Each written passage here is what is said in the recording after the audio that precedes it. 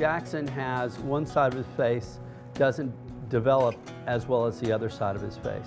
We believe that there's a small vessel during development called the stapedial artery, and that little blood vessel actually goes to the lower jaw, the midface, and the ear. It's possible that during development that blood vessel doesn't really form properly or doesn't form at all, and so they get a limited development of the jaw on that side.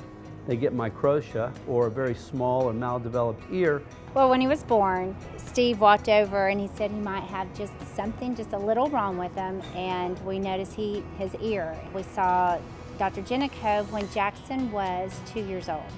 I didn't really know what was wrong until we started going to doctors, and I understood what was going to happen, that I was going to have surgery to get my ear fixed. What Jackson had was a lobular type microtia, which is probably the most common. For him, it's how that ear looks, and number two, how that ear functions. He said it was a simple procedure, and it's something that evolves over time, and that, you know, today they can do this, but by the time he's ready for surgery, that may be a little bit more advanced. So the children grow up, and we tell the parents, you know, around 8 years of age, we'd like to see them back. We see them about every year, every other year, and their chest circumference has to be a certain size, so we know that there's enough cartilage there. And the first operation takes about 6 hours, and then the second operation to elevate the ear, to bring it out and make it symmetric as far as positioning with the other side, that occurs 6 months later. So after, you know, the start of 1 year, by the time they get to the next year, they can resume all activities.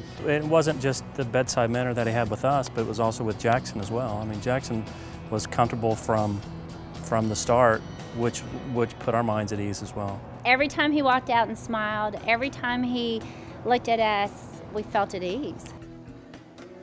He's now more of a friend to me than a doctor because of what he did and changed my life. Now I have an ear, and it's just a bond between me and him that I can't really explain.